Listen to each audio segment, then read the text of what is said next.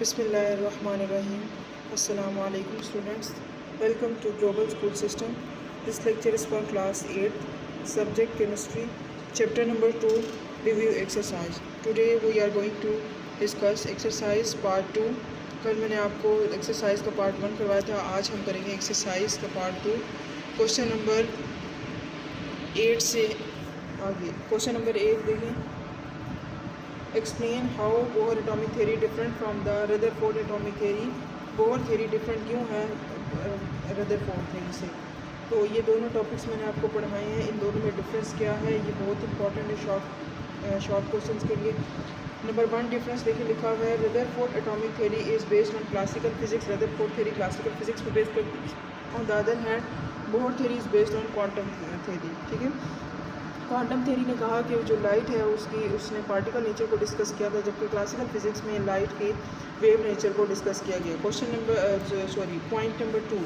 Rutherford did not give the concept of orbit, while on the other hand Bohr gave the concept of well defined circular path called orbits. ठीक है.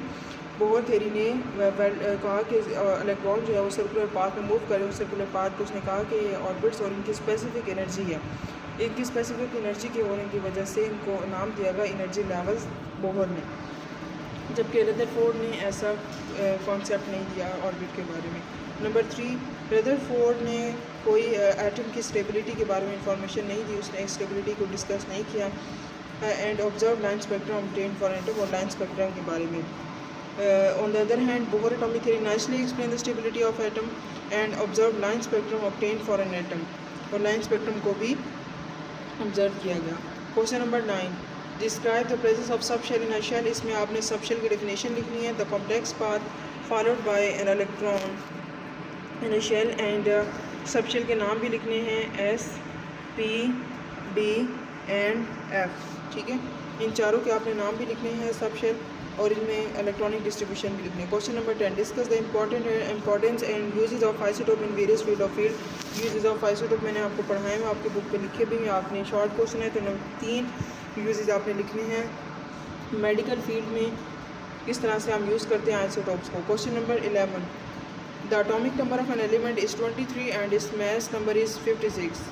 अब ये information हमें दी गई है कि atomic number एक एलिमेंट है, उसका एटॉमिक नंबर 23 है, मास नंबर 56.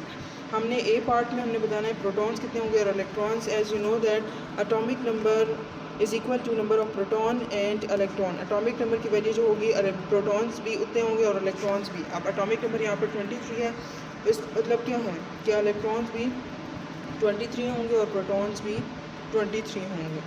बी पार्ट में how many neutrons does this atom have. Number of neutrons के लिए फार्मूला यूज़ करते हैं हम atomic mass minus atomic number. Atomic mass 56 है. क्वेश्चन में देखें 56 में से माइनस किया 23 को, एटॉमिक नंबर को आंसर आ गया 33 नंबर ऑफ न्यूट्रॉन है.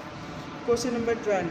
The atomic symbol of aluminium is written as. Aluminium का एटॉमिक सिंबल गिवन है. क्वेश्चन में what information do you get. इसमें वही इन्फॉर्मेशन लिखनी है हमने जो ऊपर वाले क्वेश्चन में मैंने बताई कि इलेक्ट्रॉन्स कितने हैं वो लिखेंगे, प्रोटॉन्स कितने हैं वो लिखेंगे, और नंबर ऑफ